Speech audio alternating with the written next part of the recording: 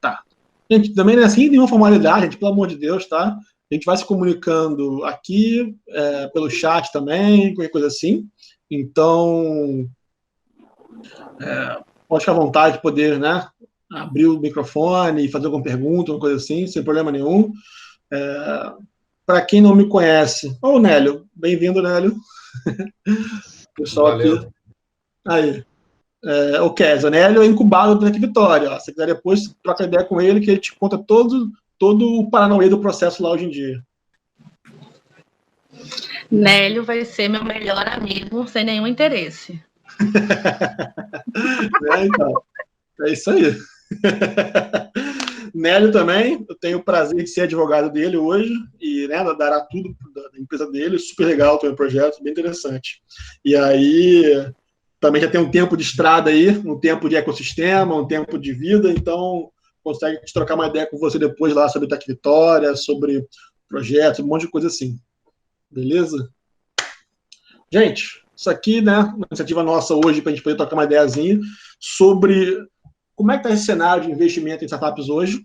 E, né, para quem não conhece, esse, né, sou eu, é o meu escritório. Nós somos uma boutique hoje, Startup Boutique, bem focada mesmo em operações de investimento em startups e assessoria de maneira geral. E nós temos uma equipe bem enxuta hoje, são 4 advogados, mas que a gente está conseguindo ter alguns resultados bem legais, assim, bem interessantes, com algumas coisas bem diferentes, assim, bem fora da média, tá? A gente gosta bastante de ser bem parceiro dos nossos clientes, e aí, assim, né, interessante. Não tem muito para fazer muito jabá da gente aqui, não, mas... Opa, mais gente aqui entrando. Não fazer muito jabá da gente aqui, não, mas isso faz parte da vida. E a Tec Vitória também hoje, que está aqui, né, voltando aqui um pouquinho, a Tec Vitória também é uma incubadora âncora no Espírito Santo hoje, isso quer dizer que ela é basicamente uma das mais tradicionais, e ela é, acho que, salvo engano, a mais antiga, está completando 25 anos esse ano, tem uma porrada de incubados hoje, são 20 e poucos, talvez né, saiba falar mais, tem mais que uns 20 e poucos pré-incubados, tem assim, uma relevância bem legal no sistema capixaba de inovação, e está promovendo isso aqui hoje, porque como a gente estava numa crescente muito legal em 2019, de volume de recursos para serem investidos em startups.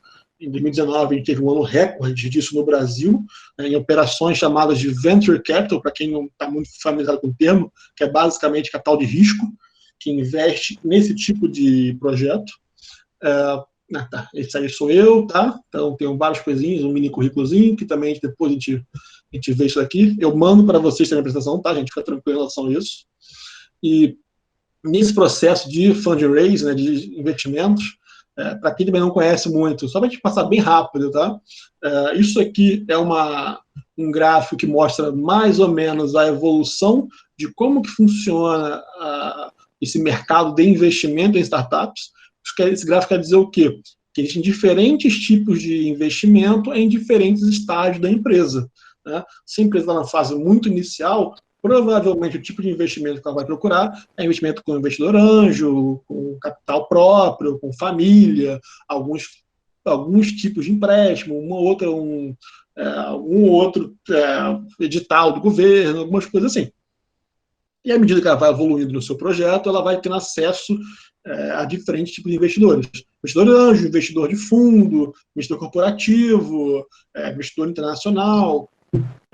E tem uma complexidade bem maior, porque são pessoas assim que costumam ser, né, profissionais, são investidores profissionais e que tem toda a burocracia, tem um procedimento muitas vezes muito intenso, às vezes você fica negociando por 6 meses, 12 meses o investimento.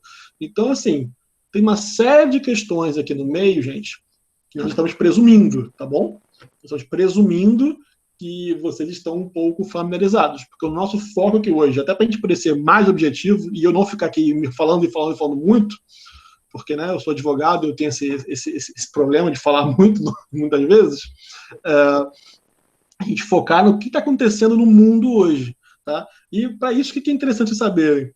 Nós estávamos até iníciozinho de 2020, num momento muito legal assim, do mercado, muito legal mesmo, cara. Então, a cada ano o investimento em startup estava aumentando, nós estávamos tendo retornos bem legais, estávamos tendo um tipo de notícia muito animadora, sabe? Pô, foram, sei lá, 12 unicórnios no Brasil em, sei lá, 4 anos, sabe? Unicórnio é uma empresa avaliada em $1 bilhão, que é um termo muito comum nesse mercado de startups. Isso, sim, foi muito legal, sabe? Porque, pô, basicamente, sim, a gente conseguiu deslanchar, né, no Brasil. Esse ecossistema de inovação, de startups, conseguiu deslanchar de verdade. E todo mundo foi muito feliz com isso, porque, obviamente, quando a gente tem mais capital na mesa, a gente tem mais recursos para serem explorados, a gente tem mais empresas tendo sucesso, obviamente, isso a gente espera que tenha um aproveitamento muito melhor para o Brasil como um todo, para o mercado como um todo, né? Isso, assim, não precisa ser nenhum grande acho para entender isso. E é o caso, por exemplo, do Quinto Andar, né, como talvez tenhamos visto notícias. Mais recentemente, o caso da Log, foi bem iníciozinho desse ano, sabe? Assim, foi bem legal isso. A Log não, da Loft. E a Loft, cara, pra você ter uma ideia, a gente estava mais ou menos com 18 meses, eu acho, de operação, 12, 18 meses de operação, assim, e os caras estão crescendo de maneira absurda, absurda, absurda. Só que, como vocês já perceberam na vida de vocês, né, existe no meio do caminho um tal de um coronavírus. E aí, todas as projeções que as pessoas fizeram para 2020 não é que não estão valendo mais, mas que estão sendo muito, muito difíceis de serem cumpridas.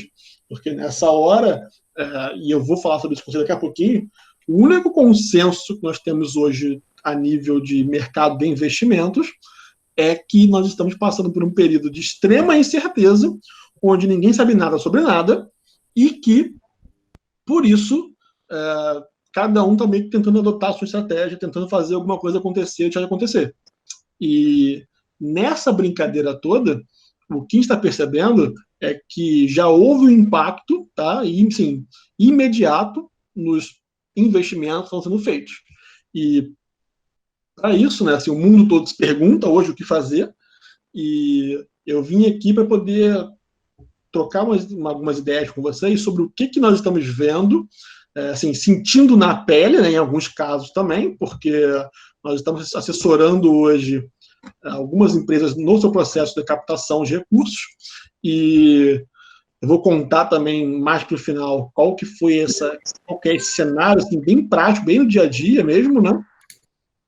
E depois disso, também, nós estamos Eita, caramba, agora tem uma gente entrando aqui. Nós estamos acompanhando o movimento dos principais fundos de investimento e investidores de startups do Brasil hoje, sabe? Eu listei alguns deles aqui, só para chamar bem a atenção, tá, gente? Eu não trabalho para esses caras. Isso aqui, eu acompanhei pronunciamento deles, live deles, newsletter, e-mail, webinário como esse aqui. Eu fui rastreando esses caras para poder entender o que esses caras estavam fazendo, né? Porque, obviamente, se o meu cliente, que geralmente é startup, a gente trabalha pouco para investidor, a gente trabalha muito mais para startup hoje em dia e pequenos e médios negócios.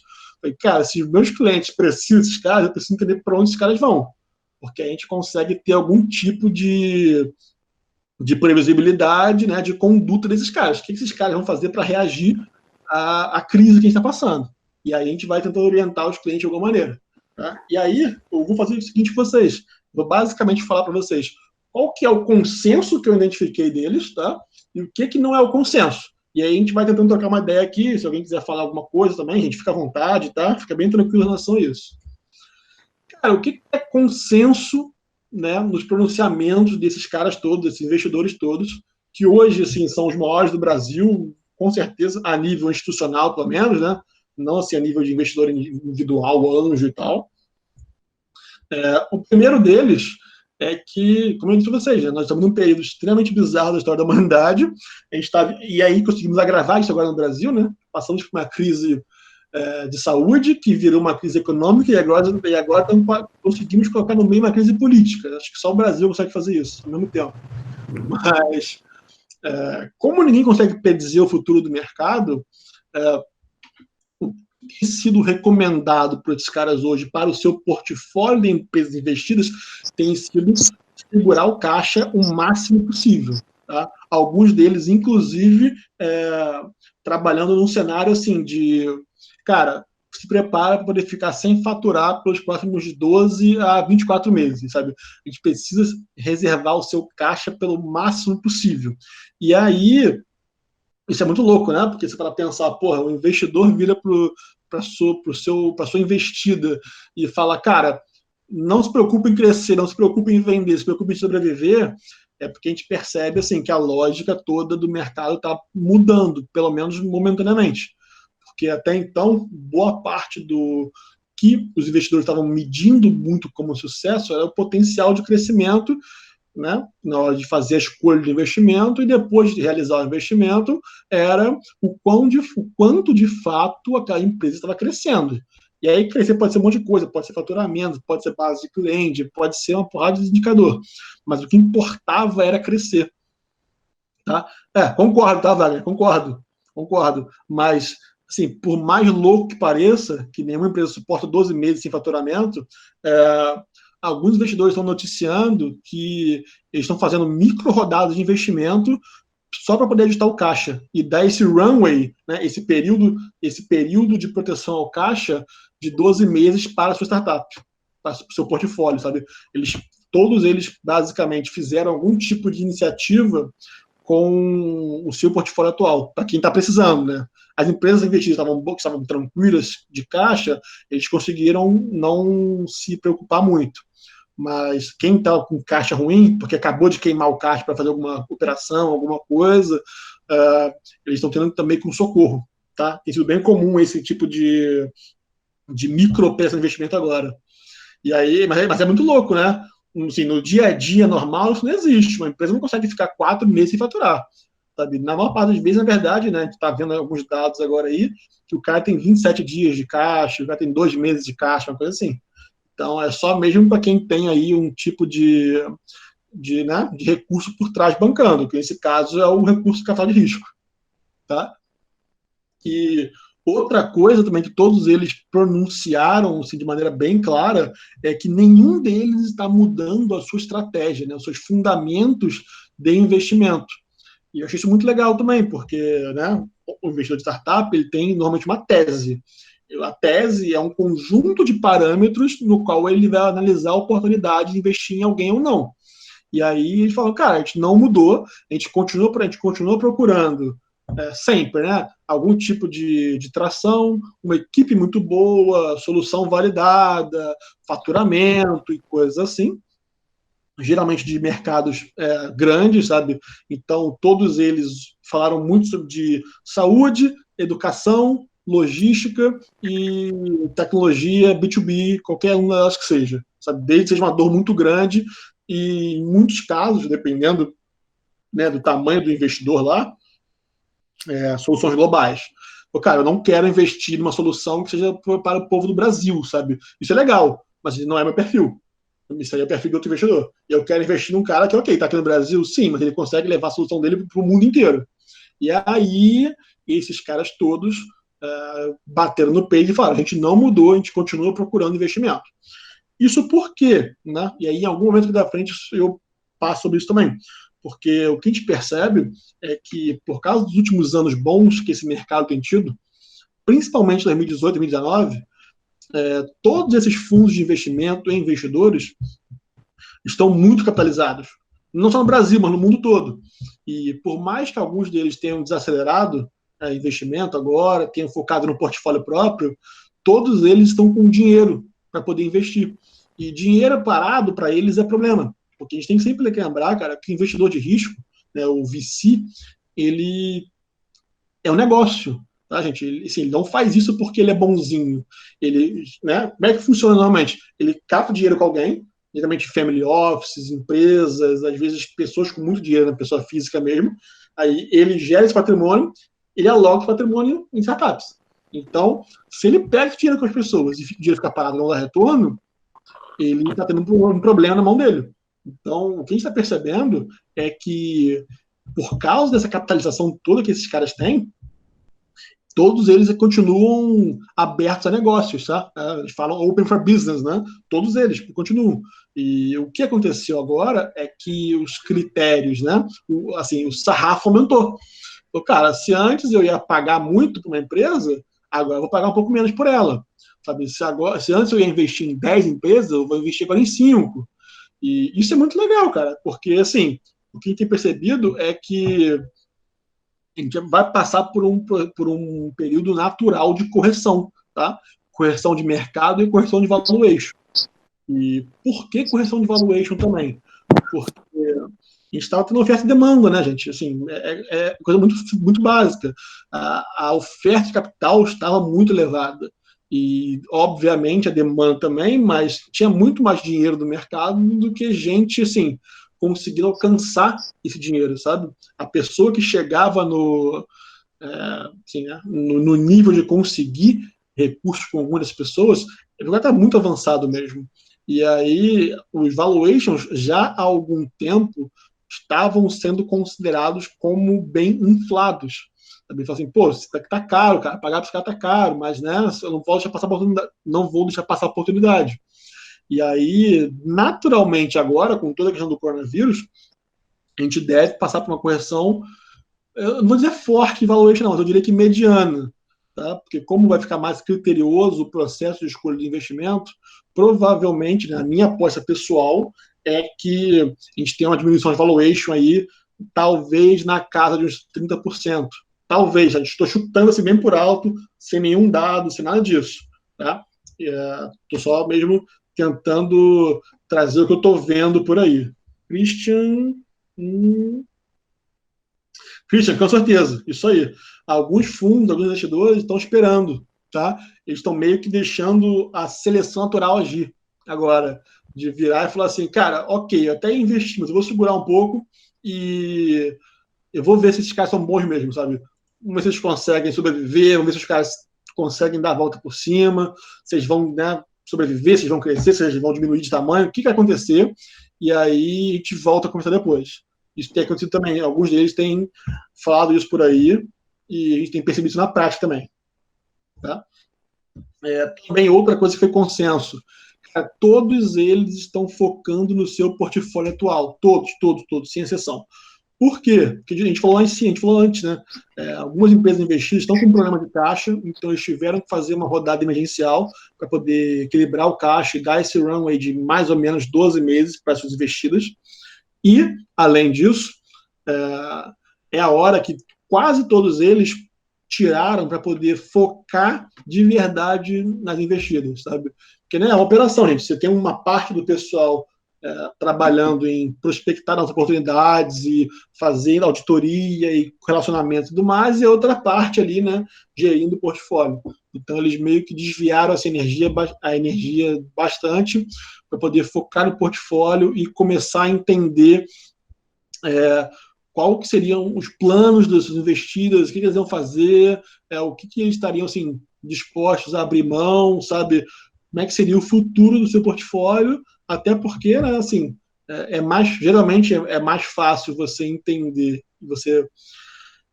pessoas que você já conhece do que pessoas que você não conhece. Então, se você já tem um portfólio de empresas investidas, cara, eu vou focar nesses caras aqui, porque eu já gastei energia, já recurso com esses caras.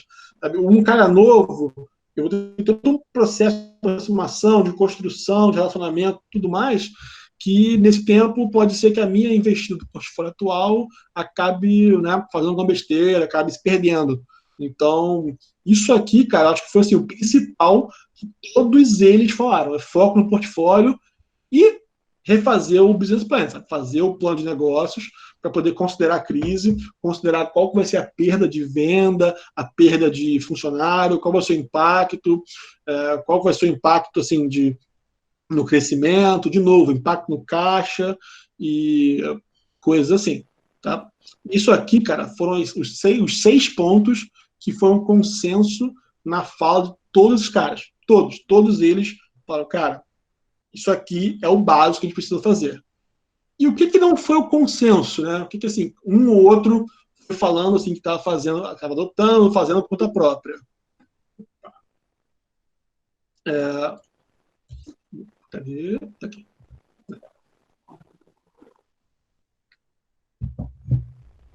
Pensando no mercado como um todo, alguns deles estavam apostando que a oferta de capital no mercado ia diminuir, apesar das mesmas pessoas falarem que estavam com dinheiro para investir. E aí eles relacionaram muito isso à questão, como eu já disse, de você alongar o processo de investimento. Você alongar assim, esse prazo de auditoria, de conhecer a empresa, e você tentar entender se esse cara é uma oportunidade boa, se ele tem um bom time, e todas essas coisas que os VCs fazem normalmente. E aí eles estavam entendendo que esse alongamento do processo acabaria causando uma diminuição na oferta de capital no primeiro momento. E na minha cabeça faz um pouco de sentido, né? Acho legal isso. Embora eu tenha acompanhado alguns pronunciamentos também de pessoal de fora, né? Principalmente nos Estados Unidos, e a maior parte dos VCs de lá também está meio que falando que está com dinheiro e está aberto a negócios. Então, vamos ver. Tá? Eu, Matheus, aposto que eles vão ficar mais criteriosos, que eles não vão parar de investir, mas que a gente deve passar aí, talvez, até final, até metade do ano que vem, provavelmente numa época assim, mais de vacas magras, tá? Não vai ser mais tão festa igual estava antigamente, tá? Até início do ano agora.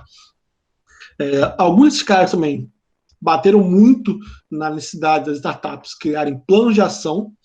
Isso aqui eu achei muito legal, tá? Isso aqui e o outro também, o comitê de crise. Eu achei isso muito legal, cara. O que alguns desses caras fizeram? O comitê de crise, eles ajudaram as startups investidas a criarem comitês de crise. E o que é isso? Assim, na verdade, é fazer um plano de ação e criar um comitê de crise. O que eles fizeram? Eles ajudaram, eles colocaram seus executivos à disposição para poder ajudar o portfólio a refazer o plano de negócios e entender e fazer um novo plano para poder lidar principalmente com o planejamento financeiro da empresa, planejamento de pessoal e um planejamento de saúde. Né? Essa parte de saúde, assim, os cuidados internos, né? Quem for continuar operando e tal vai ter que ter máscara, vai ter que ter isolamento, vai ter grupo de risco na empresa, essas coisas assim. Né? A parte bem de saúde individual e coletiva mesmo. O plano financeiro, assim, toda essa questão de reequilibrar as contas, de entender qual vai ser o impacto na venda, no faturamento, no caixa, o que precisa fazer, você tem dinheiro para se manter por quanto tempo, se você parar de vender completamente agora. Isso foi muito legal, cara. E o comitê de crise, eles estão fazendo assim, um membro da liderança da empresa mesmo, da startup, assim, do C-level da startup, da liderança assim, de meio, e o membro do pessoal dos investidores. E aí eles fazem reuniões, às vezes até diárias, isso é muito legal, né? Meio que um scrum, assim, isso é bem interessante, e tentando entender se as metas que eles colocaram estão sendo cumpridas, sabe? Se estão tendo retorno, não estão tendo, o que está acontecendo assim, no dia a dia ali. Isso eu acho bem legal, tá, gente? Eu acho muito legal essa parte de comitê de crise. Eu já participei de algumas iniciativas de gestão de crise, né? Mas, assim, enquanto prestador de serviço, enquanto advogado mesmo, estava ajudando a gerenciar a situação. Isso aqui faz muito sentido, tá? Assim, uma equipe focada em resolver comunicação, em passar relatório um para o outro, entender coisas legais. Conjugar os dois, para mim, eu achei super interessante e que talvez seja uma dica aí para quem está passando por esse processo de agora. Tá? Opa. Alguns deles declararam que vão acelerar investimentos, o que parece um pouco de contrassenso muitas vezes, né? Mas, como eu também já disse para vocês, cara, tem muita gente por aí que está com muito dinheiro para poder investir. Muito dinheiro de verdade, gente. Né? E com isso, agora também existe a oportunidade de você conseguir ativos, né, as empresas, por um preço mais barato. E a maioria desses caras, desses investidores, falaram que não querem causar uma distorção tão grande no mercado, tá?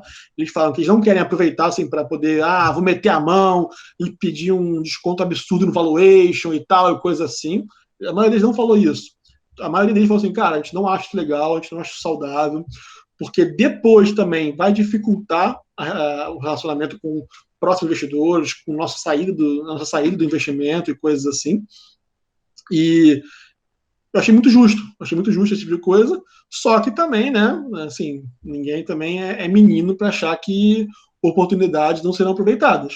Então, eventualmente, se surgir uma boa oportunidade, todos, assim, alguns declarados, todos não, mas alguns declarados que têm a intenção, sim, de acelerar investimentos nessa hora, tá? E também a parte desses caras entende que vai haver um fluxo de capital para projetos que estão numa fase mais inicial, que estão no early stage bem interessante. E por quê? Porque o capital para crescimento ele já é meio que de fora do Brasil, tá? Para crescimento de verdade, a gente falando de esses caras aí por aí, que fez captação de 250 milhões de dólares. Cara, isso provavelmente, né, foi investimento de gente de fora do Brasil. Isso aqui dentro do Brasil não é realidade ainda. Então, esse capital já esteve sempre fora do Brasil, não são investidores locais. Aqui dentro é um capital muito de validação e de uma atração inicial interessante, até poder pegar realmente e jogar esses projetos para um capital externo. E aí, a previsão de uma parte dos investidores é que a gente vai ter um foco ainda maior no early stage agora. Sabe? Que a gente vai conseguir trazer projetos para esse ticket de até R$1 milhão, isso vai ter uma enxurrada de dinheiro. Tá? Eu, Matheus, pessoalmente não vejo assim, tá? Pela minha experiência por aí. Eu acho que isso vai acontecer, mas vai acontecer em mercados maduros, como, por exemplo, São Paulo, talvez, né, Curitiba, ali, assim e tal. Mas eu não vejo isso acontecendo muito, assim, a nível Brasil como um todo, né, de qualquer maneira, porque nós ainda precisamos de um capital mais inicial ainda. Nós precisamos aumentar a oferta de capital de até R$500 mil, que geralmente é um perfil mais de anjo mesmo. E aí, com isso, esse capital sendo um pouco mais reforçado, aí eu acho que vai ter uma esteira bem legal, assim, de anjo, early stage, semente, seed. Cara, a nomenclatura nesse meio varia pra caramba, isso é um problema assim, absurdo, porque cada pessoa fala que um estágio diferente é um nome diferente, e daí de crianças ter assim, né, do anjo, capital semente, e por aí vai, tá? Então, vamos ver. Espero que a gente tenha uma oferta capital bem interessante mesmo, mas eu sou um pouco cético em relação a isso daqui. E, bem, isso aqui eu concordo, tá? Eu acho que sim, que vai haver um aumento de tempo entre as rodadas, de novo, justamente por causa do alongamento do período de análise de investimentos. Então, com isso, provavelmente antes, sabe assim, cara, eu vi investidor, isso é muito louco, eu vi investidor falando o seguinte, cara, nosso fundo, né, nosso grupo, assim, enfim, nossa operação, nós estamos investindo em startups há 4 anos, nesses 4 anos, o nosso tempo médio entre uma rodada, a gente fazer uma rodada na startup e essa startup fazer uma segunda rodada era de 10 meses. Fala, bicho, maluquice isso, né, cara? Só que esse louco os caras têm, cara. Você tá em 10 meses, você fez 2 rodadas de investimento, cara. E Wagner, à vontade, claro. No áudio, no chat, onde você quiser. Manda ver.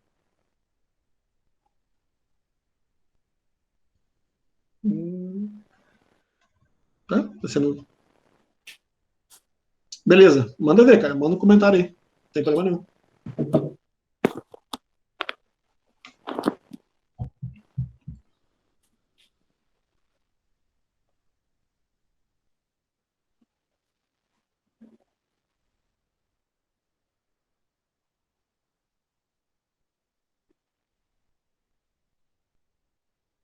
Wagner.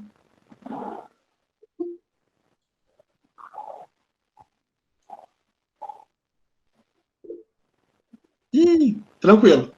Beleza. Cara, a hora que quiser aí, só já pega logo aí o microfone, manda um alô e tá tudo tranquilo. E então, assim, cara, esses caras estavam falando que em alguns casos eles estavam investindo em startup e ela 10 meses depois fazia outra rodada. E aí isso é muito legal, né? Porque quer dizer que, obviamente, os caras estão dando certo, estão conseguindo fazer uma captação legal, tem dinheiro no mercado. E provavelmente agora isso vai acabar dando uma diminuída mesmo, sabe? Vai acabar alongando. Velho, deixa eu ver aqui. Vamos ver. A gente descobre alguma coisa.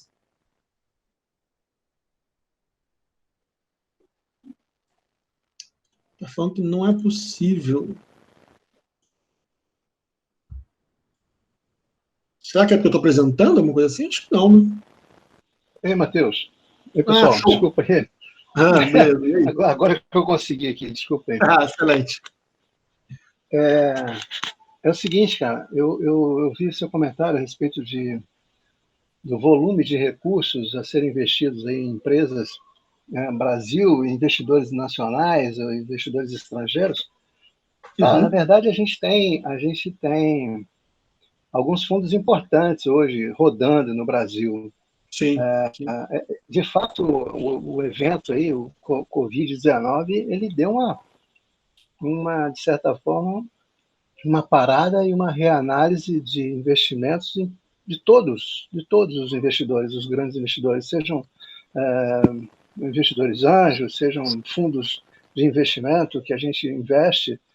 Então, mas é importante ressaltar que esse volume de recursos, de fato, ele é expressivo e ele está à disposição. O Espírito Santo, nós temos já hoje alocado, para você ter ideia, Matheus, algo em torno de 30 milhões de reais em fundos de investimentos.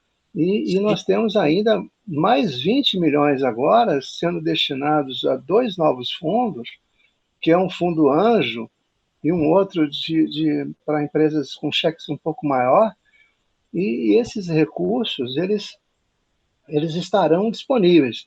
O que acontece, e aí acho que o Nélio depois pode fazer uma consideração lá da Aratu, que está passando por esse processo hoje de ser investido por um fundo em que nós, Bandes, investimos, somos cotistas, que é o Seed for Science, da dificuldade de identificar projetos que consigam fazer link com as teses de investimento. Você falou muito bem, Matheus, no começo, quando você fala que os fundos, os investidores, têm teses de investimento. E hoje, a principal tese desses fundos, seja o Criatec 3, o Seed for Science ou o Primatec, que são fundos que a gente já está investindo, está lastreado, está baseado em pesquisa, em ciência, sabe? Em pesquisa robusta. Isso, de fato, a gente precisa evoluir ainda bastante. A gente não tem um volume, o pipeline do Espírito Santo, ele não é tão grande ainda. Mas eu acho que a oferta de recursos que o Banco de Desenvolvimento vem fazendo nos últimos 3, 4 anos, participando de fundos de investimento, ampliando essa participação do Espírito Santo no cenário nacional. Hoje o Espírito Santo é um grande investidor de fundos de investimentos para investir em empresas de tecnologia, empresas de inovação. Então, eu acredito que, com o passar dos próximos meses e anos, a gente deve ampliar muito. O recurso está disponível e a busca por negócios inovadores continua, e, passada essa crise, a gente deve avançar muito em relação a identificar boas oportunidades de investimentos. Sim. Basicamente, essa é a minha contribuição aí. Cara, Cara, concordo com tudo que você disse, tudo mesmo, tá? Quando eu falei assim, em relação à questão do... deixa eu ver aqui o Antônio. Tá. Fernando. Tá. Sim. Tá, vou só respondendo assim, porque 20, 30 milhões não é tão pouco assim, mas é um início. Nós temos o Fundo Soberano, por exemplo, que é o fundo que tem já acumulado para investimentos em fundos de investimentos e participações, algo em torno de 300 milhões de reais, e que deve alcançar aí a casa do R$ 1 bilhão em 2, 3 anos. Então, a base está construída. O conhecimento a respeito do investimento em FIPs está construído no Espírito Santo. Nós precisamos, de fato, agora passar essa fase. A gente estava para lançar um edital na semana anterior à explosão desse problema. Um edital para seleção de gestores profissionais, gestores de fundos, que deverão ter base operacional no Espírito Santo para gerir aí um fundo inicial em torno de 200 a 300 milhões de reais, que vai buscar investimentos em inovação e tecnologia no Estado. Isso é uma expectativa? Não, isso é fato. Isso está acontecendo e vai reiniciar assim que a gente passar essa fase ruim agora. Sim. Cara, assim, concordo com o que você disse, tá? Eu acho que o Espírito Santo, né? Até porque eu moro aqui, estou aqui, então quanto mais o Estado der certo, para mim é melhor, óbvio. Mas quando eu quis dizer, cara, que o capital não está no Brasil, é questão em relação ao ticket, tá? Não é questão do dinheiro em si. É que a gente não tem notícias hoje, assim, né? Pelo menos divulgadas muito, que, por exemplo, um fundo de investimento qualquer, seja ele com participação do governo ou não, tem a capacidade de investir 250 milhões de dólares, sabe, de uma vez, num projeto só. Isso, assim, de players locais, a gente não tem notícia, que é como foi o caso agora lá da Loft, do Quinto Andar. O Quinto Andar fechou o SoftBank 200 milhões de reais. Então, assim, cara, a gente não tem isso a nível Brasil de maneira muito, muito divulgada. Tá? Por isso que, assim, o que se tem de conversa no mercado ainda hoje é que esse tipo de capital você só consegue de fora do Brasil. Sabe? Se você precisa de 200 milhões de reais, de 250 milhões de dólares, você pessoal vai conseguir isso fora do Brasil. Mas é claro que qualquer iniciativa que consegue colocar qualquer dinheiro no mercado, principalmente algo coordenado, estruturado, como tem sido feito aqui no Estado, que eu tenho acompanhado, né, como parte interessada, digamos assim, porque como eu trabalho muito com startups, eventualmente elas vão buscar vocês aí no Bandes e vão, né, buscar também o Seed for Science e coisas assim. Isso é bem interessante, tá? Porque você vai ter um ticket, você vai ter 30 milhões, 40 milhões, 300 milhões, que vão ser divididos em vários projetos e que as coisas vão acontecendo naturalmente. Eu tenho um colega que acabou virando cliente agora também, que, cara, ele tem uma frase para mim que é perfeita. Ele fala o seguinte: startup é um jogo de 1%, sabe? A gente precisa, assim, que na média, por aí, assim, é mais ou menos isso que dá certo, né? É 2%, 5% que dão certo e todos os projetos começam. Então, o que a gente precisa fazer pra caramba é trazer mais dinheiro, trazer mais gente boa, trazer mais oportunidade para esse 1% aumentar. Porque esse 1% que vai dar certo, 2%, enfim, precisa compensar o resto do pessoal todo que não deu.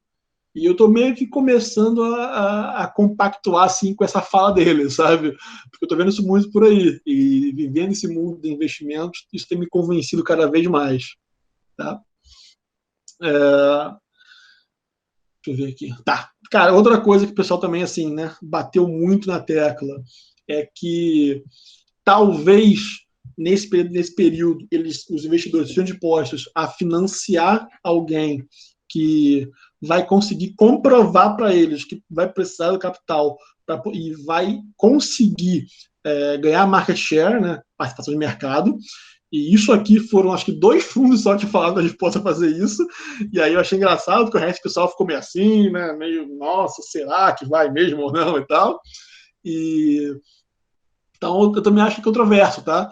Acho que se você conseguir, né, meio que garantir para o investidor que você vai conseguir mais participação de mercado é meio difícil. Você pode estar assumindo um compromisso aí que, né, o cara vai te cobrar e que você não vai ter como cumprir muitas vezes.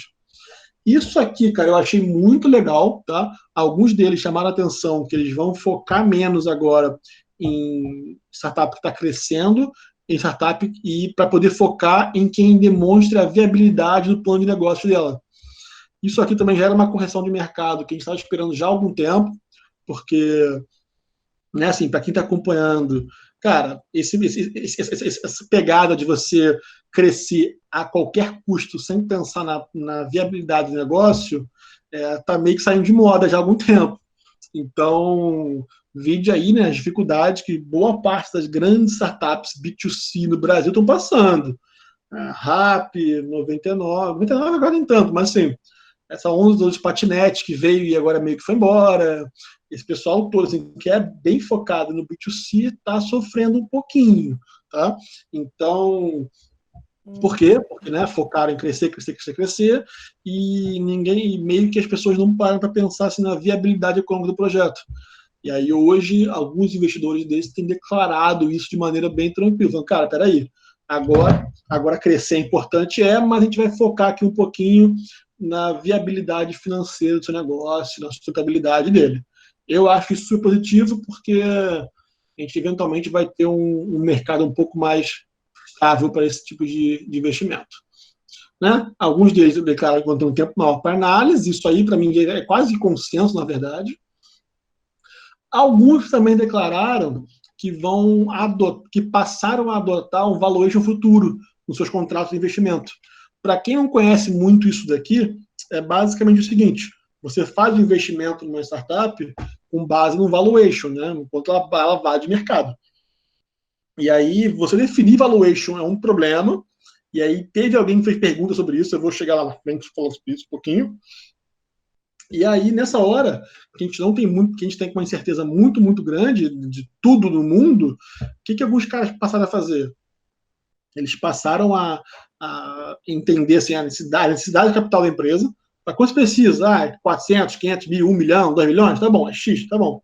Toma aqui o dinheiro e a gente não vai definir a minha participação na sua empresa agora. A gente vai definir ela com base no valuation que você conseguir na sua próxima rodada. E aí, na sua próxima rodada, né, não faz sentido eu ter meu valuation. Então, o meu valuation vai ser definido pelo valuation da rodada futura, menos uma taxa de desconto, menos X%. Cara, falando assim, gente, traduzindo isso em conta, tá? Digamos que eu estou investindo numa empresa hoje que vale, sei lá, eles dizem que vale 10 milhões de reais. Só que eu não consigo dizer se vale ou se não vale, porque, né, não tenho certeza, pode ser o cara não cresça, pode ser o cara quebra, tem um monte de coisa assim. Então, eu olho para ele e falo, cara, olha só, você vale 10, não é? Tá bom. Então, toma aqui R$1 milhão, que em tese, né, daria aí 10% da empresa para mim. Só que é o seguinte, eu vou fazer isso com base no valor de futuro, com desconto, uma taxa de desconto de 20%. Beleza? Beleza, assina o contrato, todo mundo fecha, fica feliz.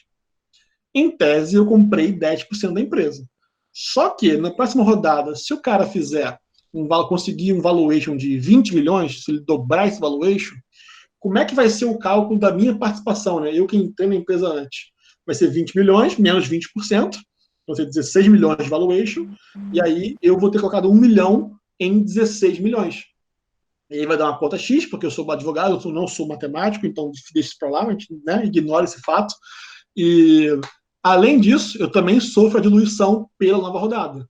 Tá? Então, eu vou ficar aí com a participação, né, que vai ser atrelada à próxima rodada do Valor de Futuro. Isso aqui é bem que padrão de mercado, tá? Para alguns tipos de investimento já. E aí, alguns investidores declararam que vão adotar esse valor de futuro, meio que, né? Cara, vamos estabilizar a situação agora e vamos jogar isso para o futuro, sabe? Vamos deixar o futuro definir, vamos deixar o seu resultado definir qual vai ser a sua participação. Isso aqui é bem legal, tá, gente? Isso aqui é interessante.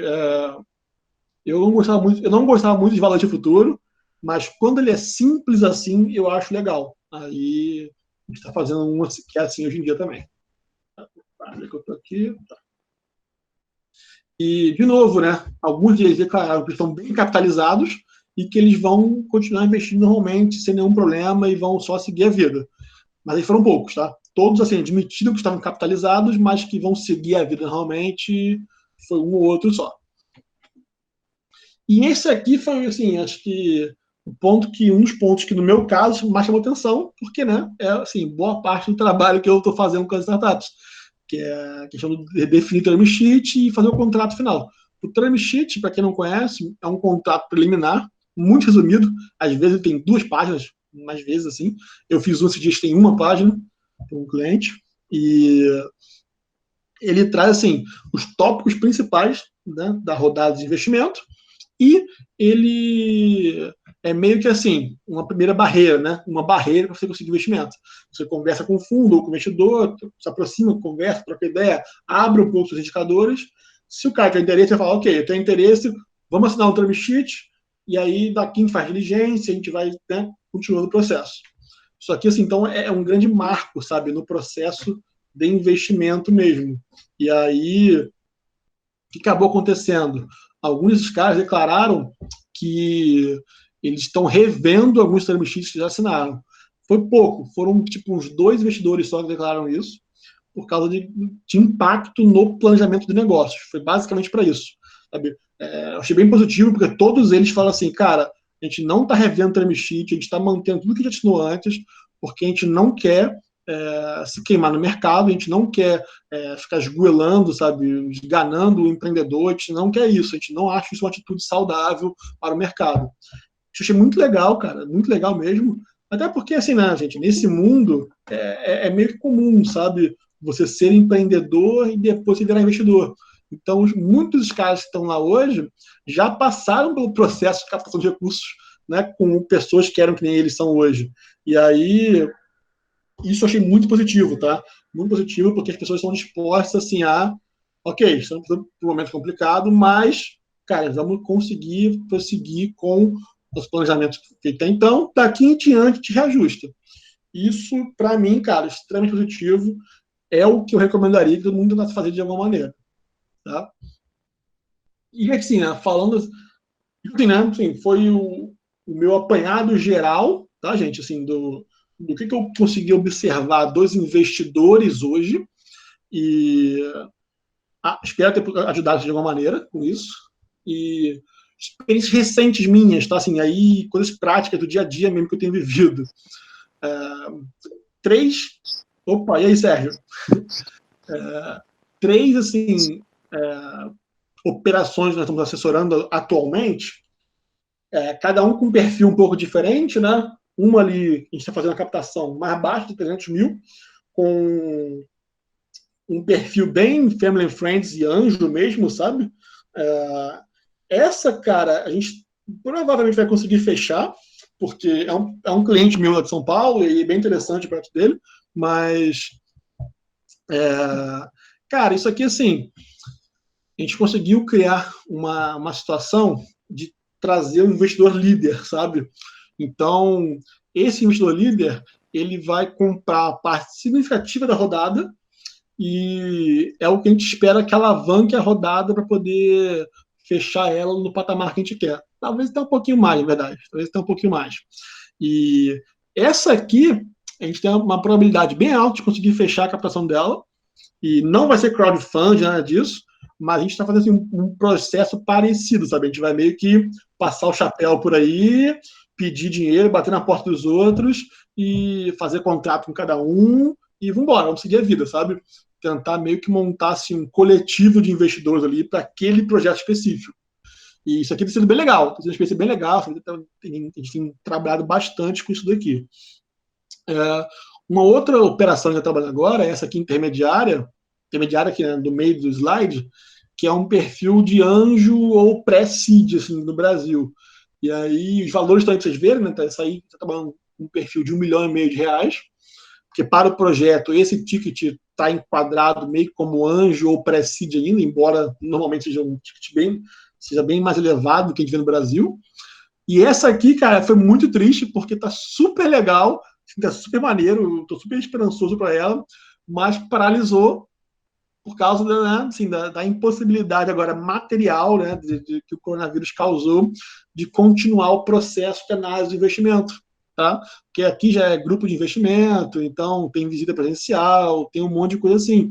E aí, nessa hora que, né, assim, a viagem está meio zoada por aí, assim, conviver em sociedade está um pouco mais difícil, né, livremente, essa aqui está paralisada, não foi cancelada ainda, mas está paralisada. Então vamos ver se agora em maio aí, que a gente está com a perspectiva de retomar um pouco assim, né, a circulação de pessoas, algumas coisas, vamos ver se em maio a gente consegue tentar destravar ela um pouquinho e continuar avançando. E a última que a gente está trabalhando agora, a mais recente, né, na verdade, essa com um perfil meio pré-seed mesmo, de R$1 milhão, que a gente está finalizando agora. A gente está acabando a parte de revisão, de contrato e coisas assim, com uma boa previsão de conseguir fechar e encerrar ela em maio, talvez junho, início de junho. Então, o que é legal aqui também chamar a atenção de vocês, né? Na primeira, de 300 mil, é básica, assim, são pessoas físicas investindo, só isso, gente. É só investindo pessoa física, é o pessoal assim, né, perfil executivo, que tem dinheiro sobrando, vou bancar para ver se o projeto dá certo. E a intermediária já é com grupo de investimento. E aí, grupo de investimento também composto por pessoas físicas, mas que tem uma organização, tem algumas coisas assim. Essa paralisou, porque essa daqui, né, depende de governança interna do grupo, tem uma série de coisas que a gente acabou, né, agora está impossível de conseguir fazer. E aí, não pelo lado da startup, mas pelo lado do grupo mesmo, que no momento a gente não consegue, tipo, visitar, sabe, a startup, não consegue fazer coisas assim. E aí, nessa hora, a gente, né, não tem muito o que fazer, é meio que esperar para ver o que acontece um pouquinho mesmo. Mas o tratamento continua, os próprios grupos de investimento continuam ligando e perguntando, e aí, como é que tá? Tá tudo tranquilo? Não tá?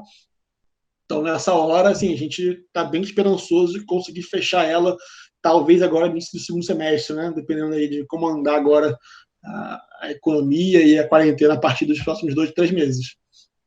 E essa última, essa de perfil de pré-seed de 1 milhão, é com fundo, né? É com fundo. E aí, de novo, gente, coisa que é muito legal, muito importante lembrarem. Fundo precisa alocar capital, tá? Precisa, porque senão é dinheiro parado, o dinheiro não está rendendo, e aí vai ter que ter toda a questão de governança interna do fundo, né, com seus cotistas, que precisa fazer esse reporte. Então, essa operação específica já tinha sido iniciada desde antes do coronavírus, tá? E por isso ela continuou.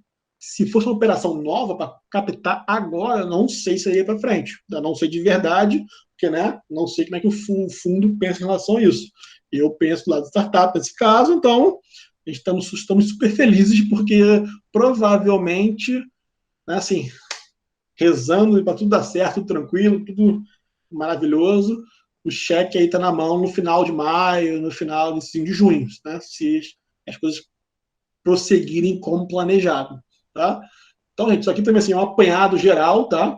Eu estou negociando agora uma outra operação de investimento, além dessas três, uma quarta, talvez até uma quinta, né? Talvez entre agora para a gente poder atuar.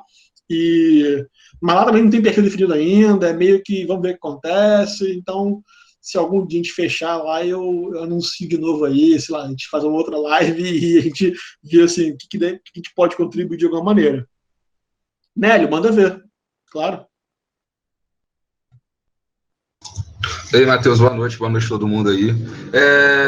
Não, só repassando assim, alguns comentários sobre um pouco o que você falou, e aí o Wagner também fez alguns comentários, assim, só para complementar um pouco da fala dela,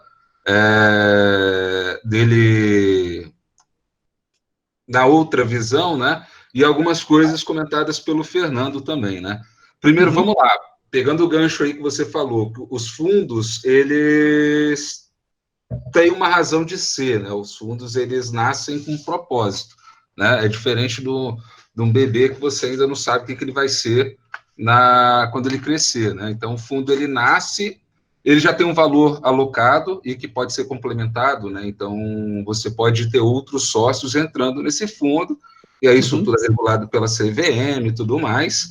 E aí a importância de algumas coisas que o Wagner falou, assim, só para a galera que está aqui no bate-papo, para esses fundos já foram criados. Esse dinheiro já está no fundo, né? E aí esses fundos, falando um pouco dos fundos que ele comentou, que o Bandes já participa, já é sócio, esse dinheiro está lá. E esse fundo é criado e não são todos no mesmo tempo. E ele tem, no nascimento dele, um prazo determinado para morrer também, né? Então, ele vai ter um prazo que ele tem que investir e um prazo que ele tem que desinvestir para ele encerrar a atividade, entendeu? Sim. Então, no caso do Bandes, tem um Primatec, tem um Criatec e tem o CID, For Science, né? O Primatec tem uma pegada bem legal, que ele foi desenhado por ex-startupeiros da incubadora da PUC do Rio, né? E eles estavam pensando muito no desenho inicial,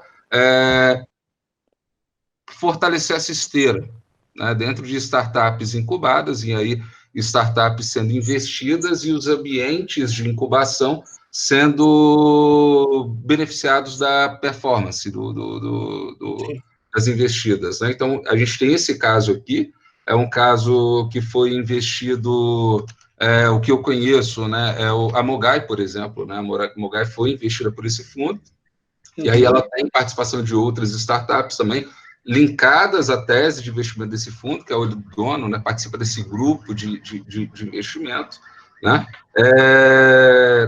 No Criatec também tem algumas investidas já aqui no estado, né? E essa esteira está sendo construída, quer dizer, as torneiras, né, de comunicação, as comunicações estão sendo construídas, né? Isso é a importância. Então, já tem 20 milhões, foi isso que o Wagner falou. E tem mais alguns milhões da criação de outros caminhos, que é essa questão do anjo que ele falou. E aí, vale a pena depois, quem tiver interesse, não existem só esses tipos de fundos no Brasil, assim, que dá para ter acesso, né? Você falou de Praça Madura, realmente São Paulo é uma realidade, mas os fundos de lá possuem tese que pode ser aplicada aqui, né? Então, essa razão da base tecnológica, que o Wagner comentou, né, da tese de investimento, né? Várias vezes eles procuram empresas de base tecnológica que já têm algumas coisas validadas, e aí essas coisas validadas dependem da obtenção de outros créditos, né? Por exemplo, crédito de subvenção. Então, a FAP está com o edital aberto. Então, vale a pena você ter esse recurso subvencionado para validar as hipóteses tecnológicas, né? Para você ter uma previsão estratégica, né, como que aquilo pode ser aproveitado, né? Esses recursos, como eu falei, né? Você tem essa esteira que você comentou, né? E o market share que você comentou basicamente a validação do modelo de negócio, né? Então, dependendo do negócio que você está gerindo ali, né, daquela tua empresa, a validação nesse momento de pandemia ele pode ser um pouco mais afetada, né? Agora, tem outros modelos de negócio, principalmente de hardware, enfim, que você tem outras oportunidades, então você vai alinhar ali a estratégia do teu negócio, mas você consegue validar bem o teu modelo de negócio durante essa fase, né? E a necessidade da negociação, eu acho que vale muito bem ressaltar o que você comentou por último, cara, a necessidade da garantia das próximas rodadas, né? Então, essa valoração do valuation e as participações, todo mundo tem que ter muita noção até onde isso pode ser jogado para não inviabilizar as próximas rodadas, que o objetivo do fundo é esse, no final das contas, né? Chegar o melhor possível para a próxima rodada dentro de um planejamento muito bem estratégico, né? Muito bem determinado de alocação de recursos. Sim. É isso aí. O que eu vejo muito também, sabe o que é que assim, né? Quem está falando com fundo, não, isso aí geralmente não costuma ser uma preocupação, porque supostamente, né? Supostamente, quem está nesse estágio está mais maduro, tem mais tempo de vida, de coisas assim. Então está um pouquinho já mais preparado. Mas, principalmente na fase muito inicial, quem está assim, cara, começando o projeto, e o cara não se preocupa com isso. E aí encontra qualquer maluco, né, que não é investidor, tá, gente? Não é investidor. Muitas vezes o cara é um aproveitador, alguma coisa assim. Porque investidor é uma coisa, pessoa séria que trabalha, investe, é uma coisa. Gente maluca, kamikaze, são outros 500. E aí, sabe, o cara faz qualquer tipo de negócio. A startup se ferra pra caramba com isso, de virar e falar, pô, cara, sei lá, eu dei 30% da minha empresa para um contador. Cara, eu já vi isso acontecer na minha vida, sabe? E, gente, não é o contador o problema, tá? Não é isso. Já vi isso para advogado, para contador, para o desenvolvedor fazer um software. Cara, não é assim que funciona, tá, gente? Não é que você não pode dar participação para alguém. Ou seja um investidor, vou botar recursos, seja um cara que vai entrar com capital intelectual. Não é isso. A questão é que você tem que estar muito seguro do que está fazendo. O que o Nelly falou é verdade. Você pode chegar no momento que você simplesmente não vai ser atrativo para outros investidores, porque não faz mais sentido a nível de participação societária. Isso é um problema assim, extremamente recorrente no ecossistema. Matheus, Oi. eu só entrei agora até por conta de aula, mas olha só, eu acho que isso que você está falando é fundamental. Porque o que acontece?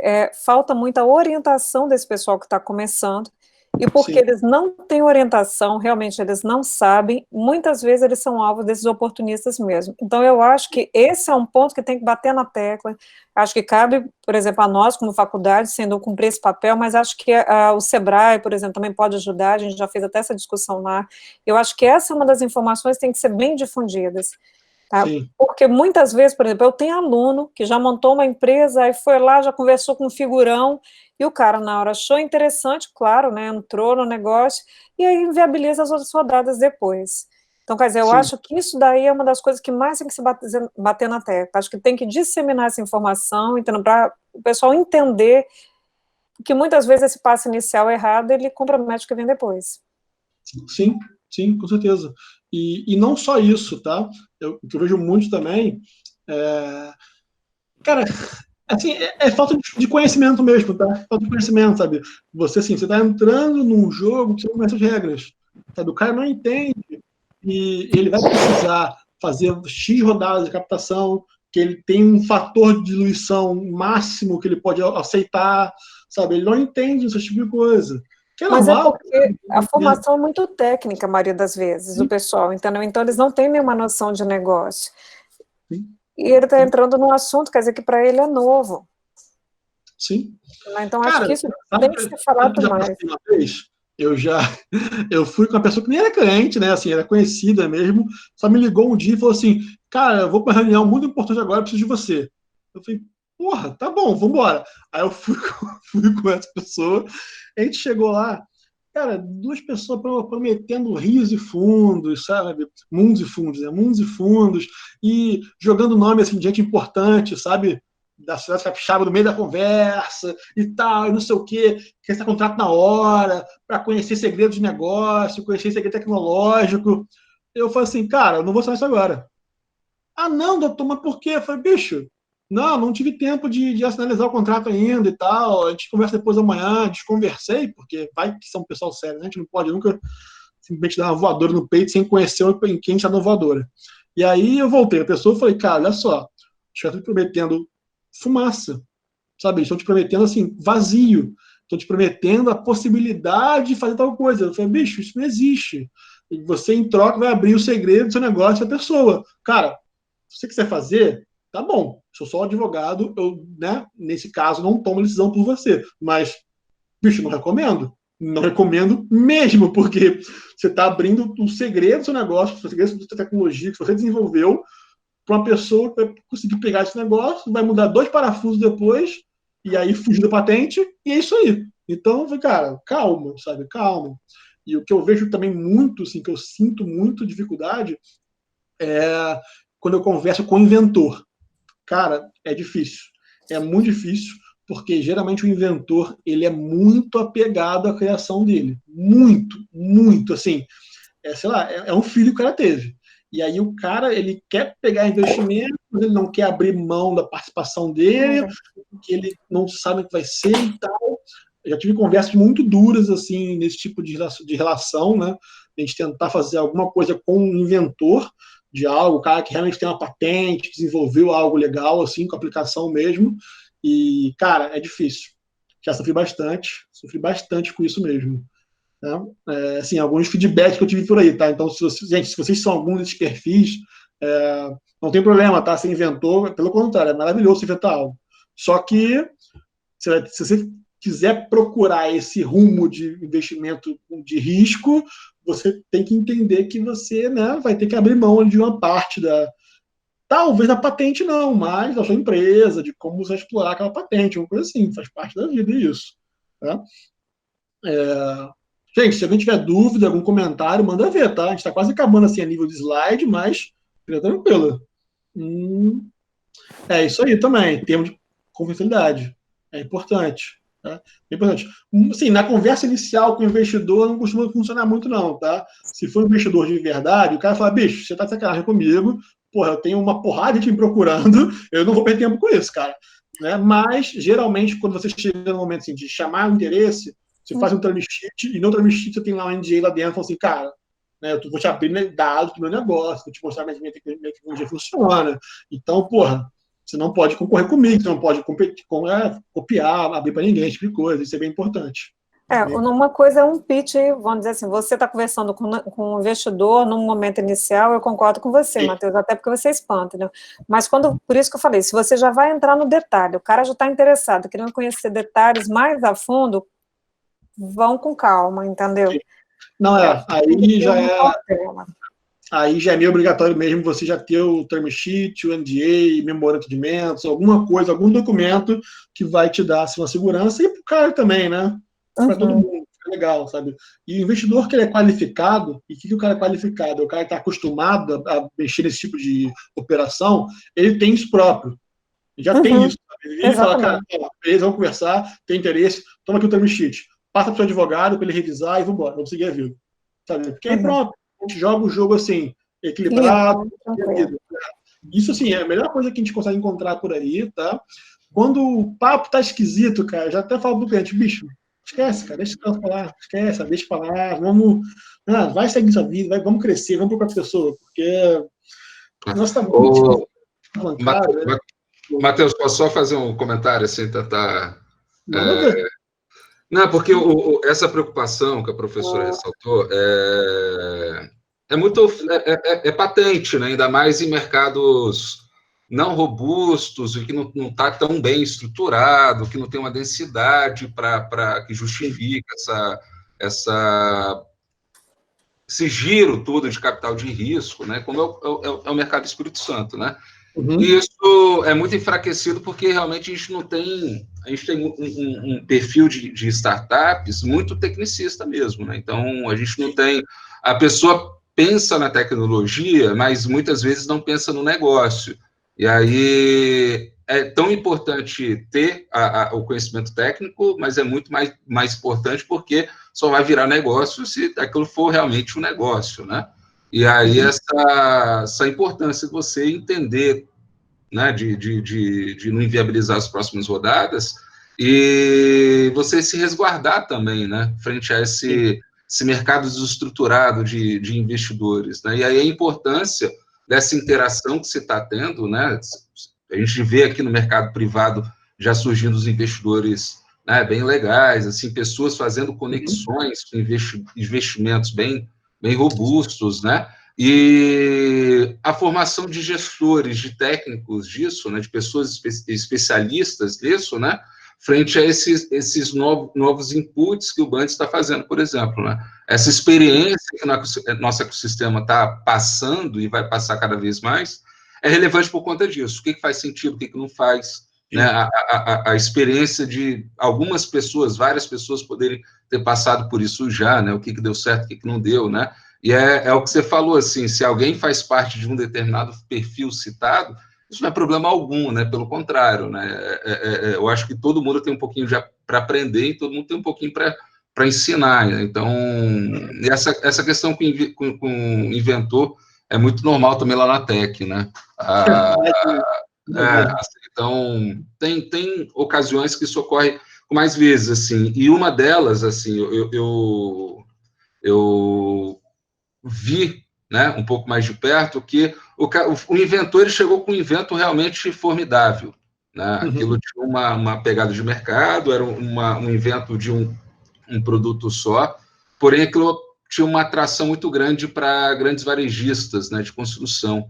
E aí a instituição colocou ele em contato com um grupo de investimento de fora, uma grande fabricante de um determinado produto, e ele não quis porque teria que passar patente para eles, porque, né, a empresa iria colocar alguns milhões, né, de reais no projeto e tem que ter segurança do investimento todo que ela vai fazer frente ao tempo que aquilo, o payback daquele todo investimento, né? E aí que ele iria receber um percentual que o número parecia pequeno, perto do volume que aquilo teria em mercado, né? Então, uma empresa robusta por trás fazendo sentido, né? Ele achou muito pequeno, né? E aí ele achava inadmissível ganhar menos do que qualquer outra pessoa. Na verdade, o negócio ele é custoso, né? Sim. Ele é custoso. E o cara não entende, muitas vezes, não entende o conceito de margem de lucro, né, cara?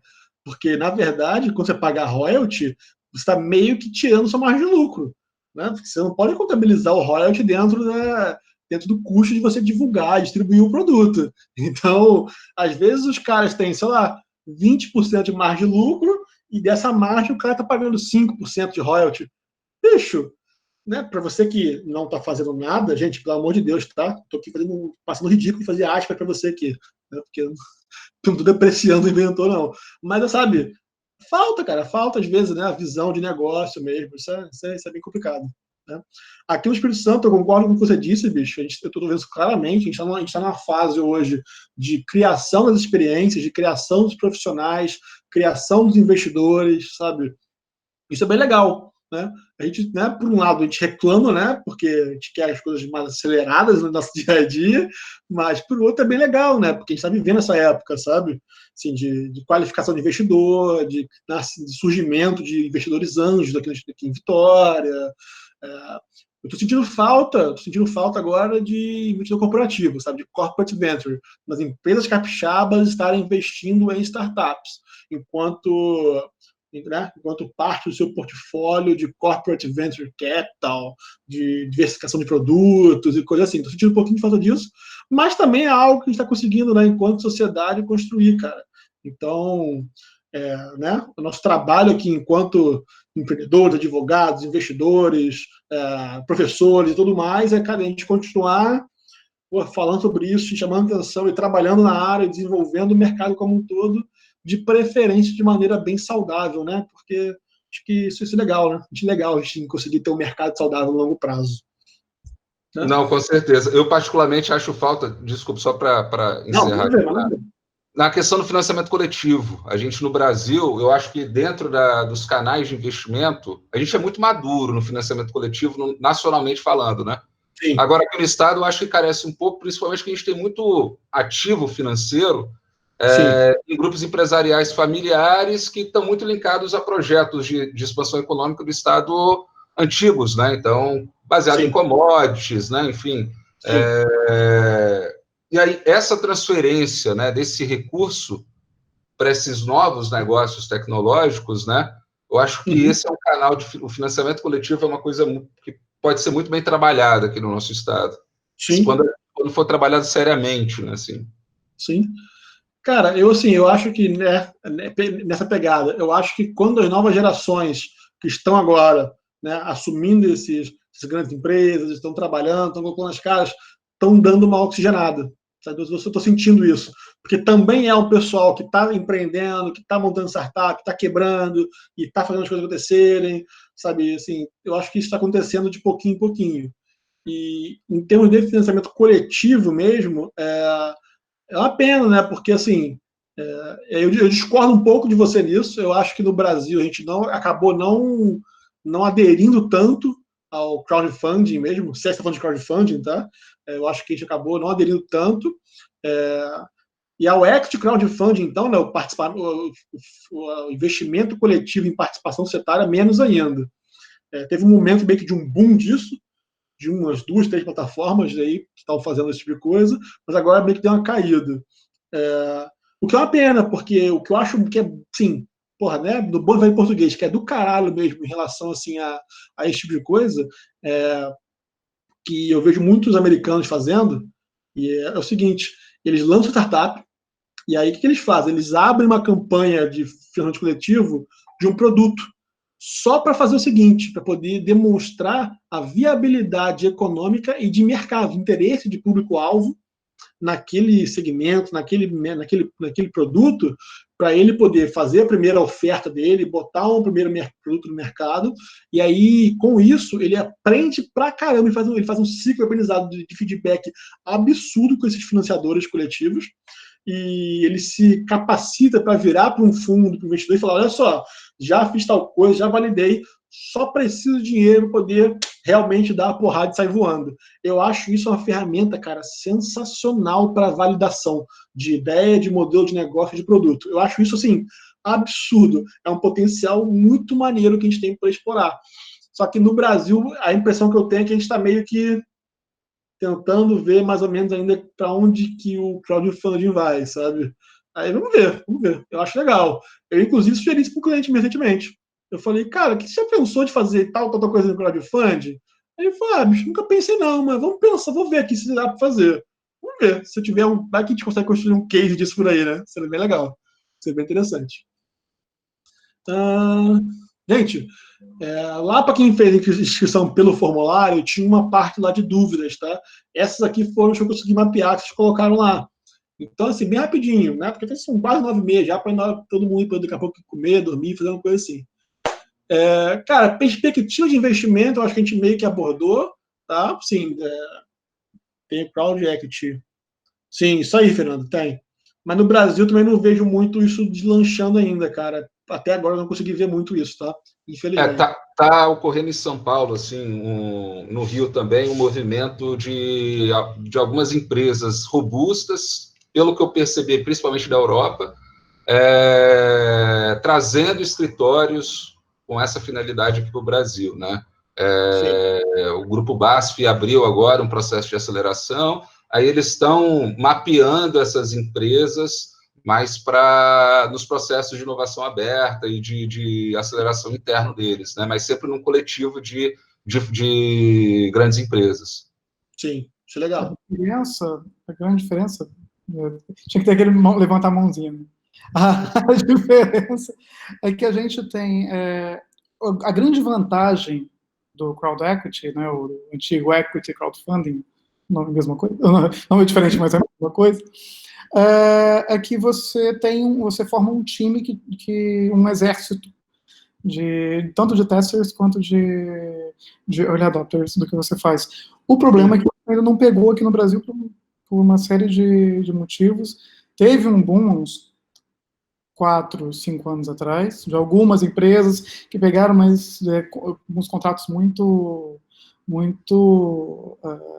leoninos, talvez, mas depois disso, assim, isso bomba em alguns pontos da Europa, isso tem uma força muito forte nos Estados Unidos, mas aqui ainda não cresceu como deveria.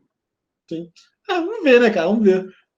Nessa época era a época da Brota, né, que hoje em dia cria e tal, assim, que ficou muito famosa. Eu acho também que é um jogo, cara, assim, tem densidade, né? Sabe? Não adianta o cara ofertar, 4, 5, 10 por ano. É difícil isso, sabe? O negócio não gira, né? A plataforma em si não gira. Então... O problema da quantidade de empresas realmente interessantes. Né? É o que eu estava comentando em cima do que o Wagner tinha falado.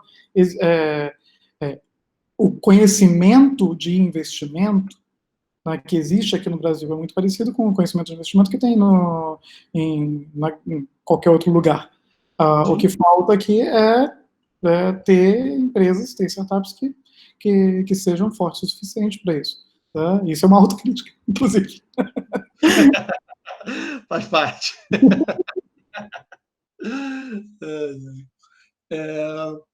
Gente, assim, né? Eu não consegui identificar na fala de nenhum investidor qual que seria um setor mais propenso a receber investimento.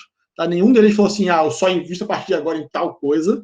O que eu vi bastante mesmo foi o pessoal, né? Obviamente, nesse momento, focando muito em saúde, educação, logística, tecnologia B2B. Que é mais ou menos o que o pessoal sempre foca, porque são mercados globais. Para pensar esse tipo de coisa é global, cara.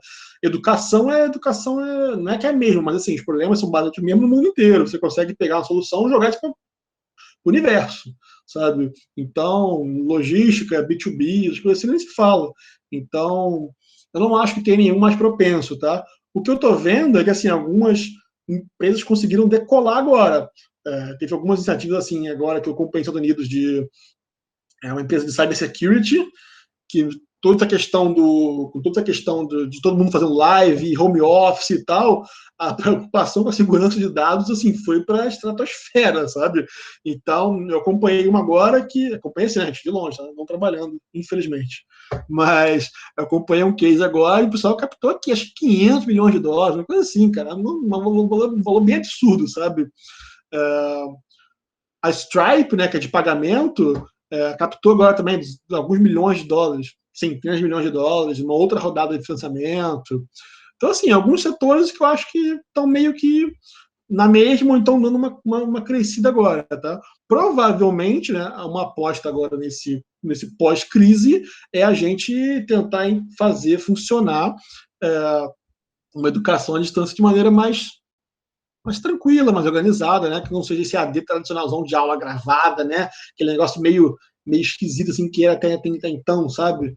As pessoas vão meio que, né? Uma aposta do mercado de educação hoje é que a educação vai ser mais baseada em experiências em projetos.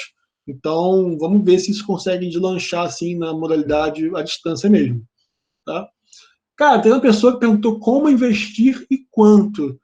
Gente, isso aqui, assim, é muito amplo para responder isso, assim, acho que tem toda uma aula preparada para sobre isso, mas, basicamente, se você quer ser investidor individual, cara, você precisa ter muito dinheiro sobrando, tá? Porque investimento em startup é investimento de longo prazo, retorno médio mais ou menos de uns 7 anos, para você poder vender sua participação societária para um fundo muito grande, para alguém muito grande, vai comprar a sua parte.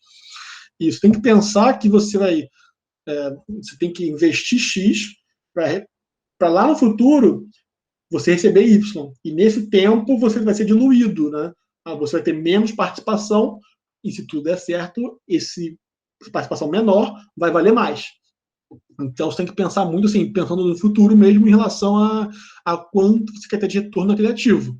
E como investir é meio que se relacionar com startups, buscar grupos de investimento de anjos ou de algo assim. Tem grupo de investimento de ex-alunos de instituição, MIT, Harvard, GV Angels, FIAP Angels, USP Angels, tem uma porrada de coisa de anjo assim. Tem alguns grupos locais, tá, também que se organizam e fazem investimentos. E tem fundos, né? E tem grupo, né? Fundo nem tanto, mas tem grupo que faz captação coletiva, assim, interna, né? Não é coletiva porque, né, ninguém vai se colocar debaixo da CVM à toa, mas eles fazem um grupo fechado, assim, sei lá, 50 empresários, 50 empreendedores, cada um aqui vai cotizar, sei lá, R$1.000 por mês, a gente vai, no final de um ano, a gente tem um bolo legal, a gente vai escolher 3, 4 projetos para poder investir, tá? Então, isso é interessante, sabe? Dá para pensar em algo parecido com isso, caso você seja um investidor individual que quer investir. Uma empresa que quer investir são outros 500. Você geralmente vai ter que ter uma tese chamada de corporate venture, que são empreendimentos corporativos, e dali você vai criar meio que uma estratégia de você investir e alocar recursos, seja criando programa de aceleração, como tem sido muito comum no Brasil. Em 2018, todo mundo criou programa de aceleração, espaço de inovação, todo mundo fez isso. E 2019, alguns também. Quem não fez em 2018 fez em 2019. E aí você vai criar relacionamento com incubadora, com aceleradora, você vai patrocinar a aceleradora, você vai fazer programa de inovação aberta. Cara, tem uma porrada de maneira diferente de você investir em inovação. Investimento financeiro, você vai ter uma tese, você vai ter alguém para gerir isso e você vai fazer seus aportes de acordo com o que você acha que é interessante. Algo que eu acho bem legal nesse meio aqui é você poder abrir a sua empresa de alguma maneira. Gente, isso é muito mais comum em empresa grande, né? Empresa pequena e média não é tão comum assim. Mas, geralmente, empresas grandes têm se aberto mais a se relacionar com parceiros e fornecedores de startups. Então, às vezes, eles não fazem investimento financeiro, mas eles conseguem abrir a possibilidade da startup virar um fornecedor deles, às vezes, até sem receber por isso, mas só poder validar uma metodologia, validar um modelo de negócio, validar uma tecnologia, uma coisa assim. Isso tem sido bem comum também, e eu acho positivo, desde que seja por tempo determinado. Se startup, eu não estou recebendo nada por isso, né, dinheiro, tem que ter início, meio e fim, cara, porque senão você vai virar para sempre ser meio que refém de um grande player desse, tá? Como calcular valuation? Preciso da minha empresa. Cara, bicho, essa pauleira, né? Gente, valuation tem umas 9 metodologias diferentes de cálculo. Nenhuma delas é precisa. Nenhuma delas. O que vai acabar acontecendo é o seguinte: qual que é a grande dificuldade? Quando você tem um projeto muito inicial, você não tem histórico, você não tem certeza, você não tem nada. Então, você aplicar, por exemplo, um fluxo de caixa descontado, cara, é semi impossível. Para não dizer impossível, eu acho que é impossível, tá? Mas como talvez tenha alguém aqui que discorde, eu vou falar que é semi. Mas, cara, é assim, é muito, muito, muito difícil você conseguir fazer o valor de startup. O que acaba acontecendo por aí, tá? Para quem investe em early stage? A gente, não estou falando de um projeto que está rodando há alguns anos, que está em faturamento expressivo, está crescendo. Não estou falando do Nubank, tá? Não estou falando desse cara. Estou falando do nosso dia a dia de projetos que estão em busca de validação de mercado, que estão em busca de uma série de requisitos que eles vão se capacitando, se gabaritando, poder eventualmente decolar o projeto. Cara, você meio que projeta quanto de capital você precisa e para se manter geralmente por 18 meses. Assim, cara, eu preciso de 12 a 24 meses, dependendo do seu planejamento aí, né, de crescimento, de futuro. E você bota um preço nisso, sabe? Sei lá, eu preciso de 300 mil reais para poder me sustentar por, né, sei lá, 18 meses, sustentar e crescer, né? Assim, alcançar os objetivos que eu tenho, as metas de desempenho que eu tenho para esse período todo. E você bota um preço nisso, né? Você faz o seu cálculo e você diz o quanto de participação societária você está disposto a dar, tá? Isso é extremamente simples, mas o que é difícil aqui agora é você criar argumentos para você sustentar o que está pedindo em troca de quanto você está dando. Porque aí você aplica a regra de 3 e tem valuation, sabe? Se eu preciso de 100 mil reais, estou disposto a dar 10 na empresa, pô, eu estou dizendo para o meu investidor que eu estou valendo R$1 milhão, sabe? E aí eu, investidor, tenho o dever de casa de virar e falar, cara, vamos entender se esse cara realmente vale R$1 milhão. Porque pode ser que eu estou pagando barato, pode ser que eu estou pagando caro, pode ser que esse cara não tenha um time bom para executar o planejamento que ele está dizendo que ele vai fazer. Tem uma série de coisas que ele vai fazendo depois, sabe? E a real, gente, é que assim, valuation barato não é bom para ninguém, valuation caro também não é bom. O interessante é tentar entender assim, qual que é o mais próximo da realidade, tá? Sempre tentando assim, né, manter um percentual de diluição. Isso é o quê? O quanto você vai entregar para o investidor de 10 a 15% por cada rodada nova. Tá? Isso é difícil de conseguir, porque geralmente você precisa de mais capital do que isso que você consegue oferecer, né, de participação, mas esse é um bom índice para você poder fazer várias rodadas, manter o controle da sua empresa por um bom tempo e chegar na série A, B ou C, dependendo aí, né, do seu planejamento, de quantas rodadas você fez, e aí séries são rodadas de investimento diferentes, com mais do que 50% ainda da sua empresa na sua mão. Tá? Porque, eventualmente, quando você abrir capital para alguém, abrir capital, né, na bolsa uma bolsa de valores, ou então você vender a sua empresa para um terceiro, isso vai ser avaliado, tá? Porque você vai ter tomando diluição, né? Você vai tomar diluição. Chega uma hora que você tem, sei lá, os fundadores da empresa têm 10% dela, o investidor tem 90%, o grupo de investidores tem 90%.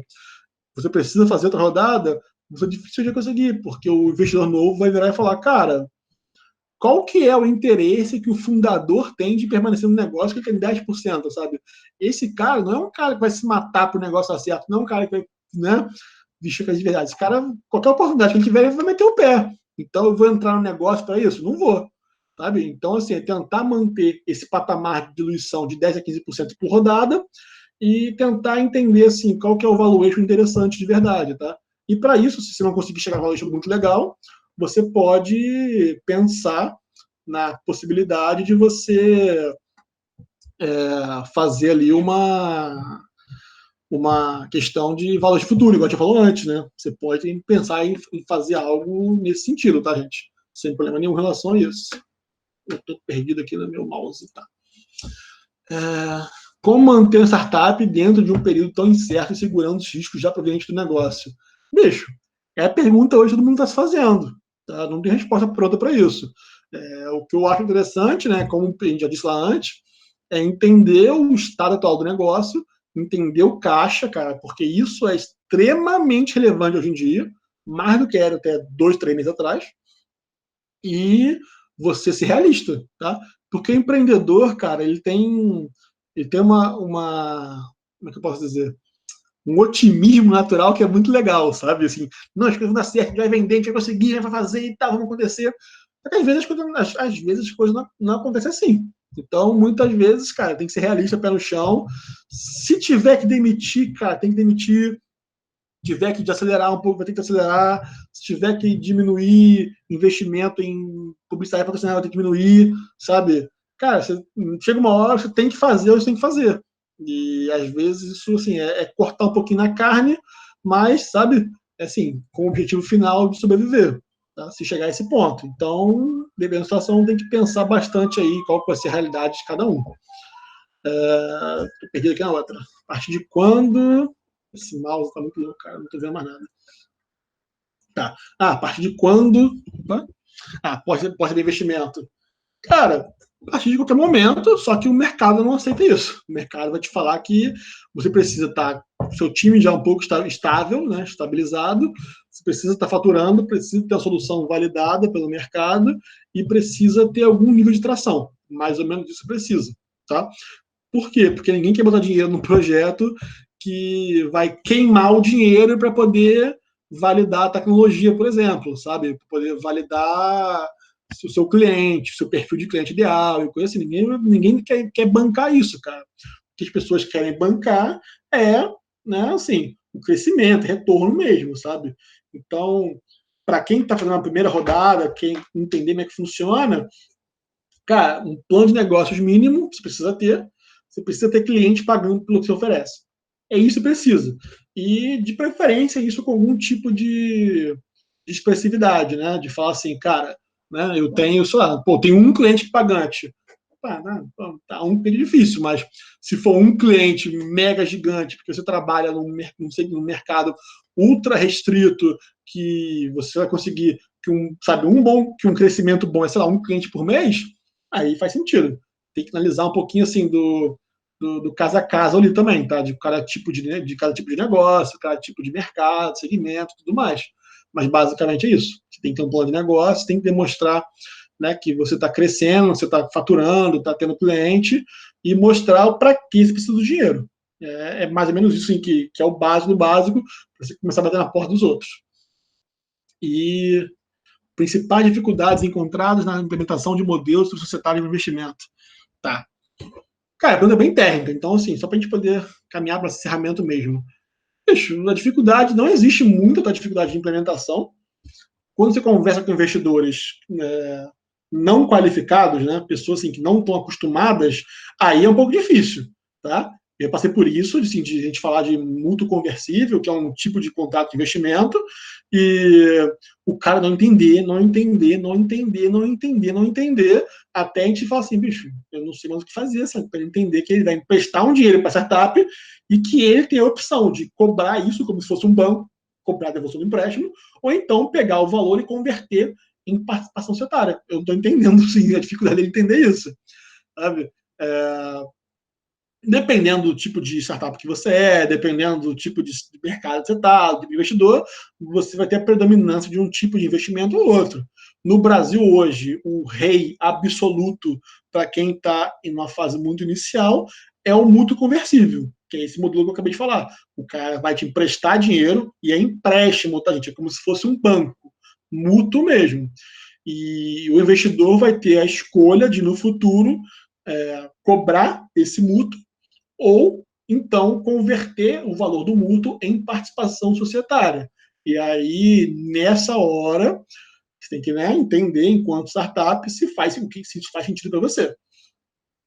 Uma opção que eu gosto muito é a opção de compra, que é basicamente a mesma coisa, só que o investidor não tem o direito de cobrar o dinheiro. Ele assume um pouco mais de risco. Eu acho legal, porque eu acho que é meio assim, meio que bicho-homem, sabe? Aquele negócio meio faroeste, assim, tipo, vou embora, vamos assumir o risco mesmo, vamos embora, sabe? Eu acho interessante isso, já fiz algumas, eu gosto bastante.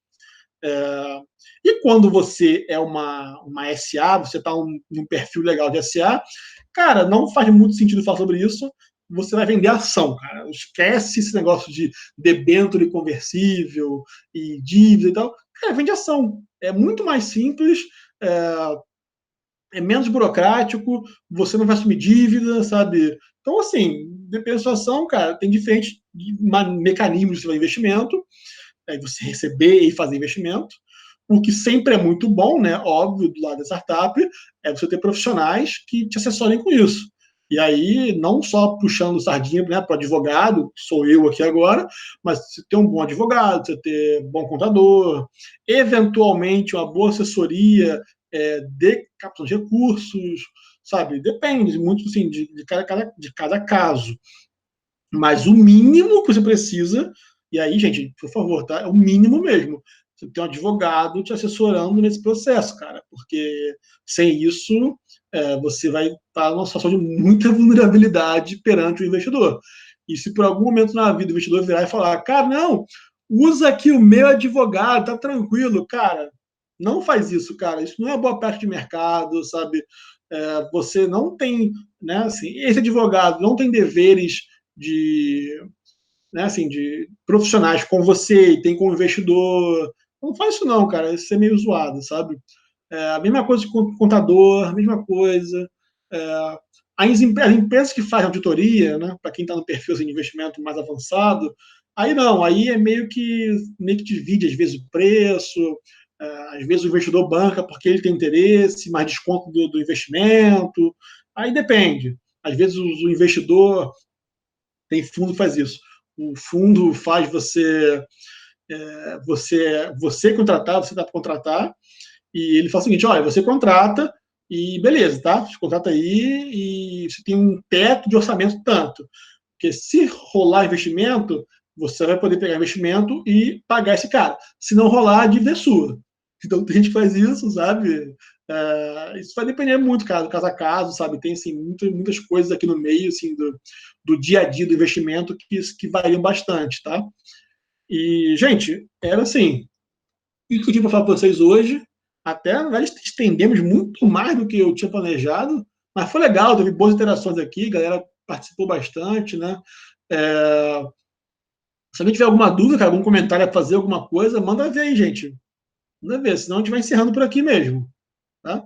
Se alguém tiver alguma coisa, meus contatos estão aqui também, tá? É, como eu falei no início, né? Eu também sou advogado da Tec Vitória, então, se alguém, por algum motivo, estiver precisando de algo na Tec Vitória, vai lá conhecer e tal, pode me acionar. Eu acabei esquecendo de colocar aqui o contato deles, tá? Isso foi falha minha, porque isso aqui eu aproveitei, né? Um outro.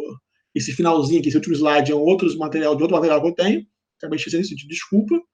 Mas aqui eu sou da Tec Vitória, o Nélio é incubado lá, o Sérgio também é incubado, tem muita gente aqui que é incubado lá que pode ajudar com isso. Tá? E, gente, alguém, alguma coisa, um comentário, observação? Quer me xingar? Quer fazer alguma coisa?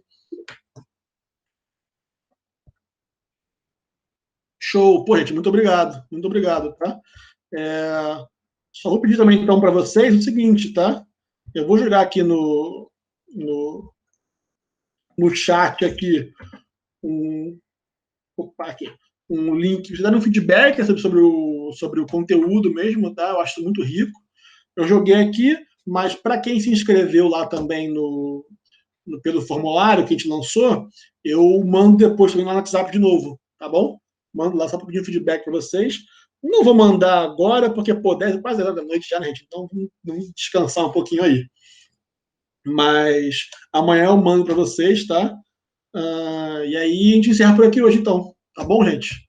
Muito obrigado pela atenção de todos. Foi legal ter todos vocês aqui comigo hoje. Estou à disposição aí para quem estiver precisando de alguma coisa, quer trocar uma ideia, quiser conhecer um pouquinho mais, tá? Eu prometo que não vou cobrar nada de vocês por isso, tá? É só bate-papo mesmo, gente, fica tranquilo. Sei que vocês têm um pouquinho de pânico de advogado muitas vezes, mas eu sou gente boa. Eu prometo para vocês que eu sou, tá? Gente, muito obrigado, tá? Pô, José, imagina, que isso, tá? Sucesso para todos nós aqui agora. Legal? Gente, muito obrigado por tudo, tá? Boa noite, até a próxima. Se a gente fizer algum próximo webinar desse aí, eu mando vocês também lá no WhatsApp, a gente divulga de novo por aí. Beleza? Até pra gente, tudo de bom aí. Boa noite para todos.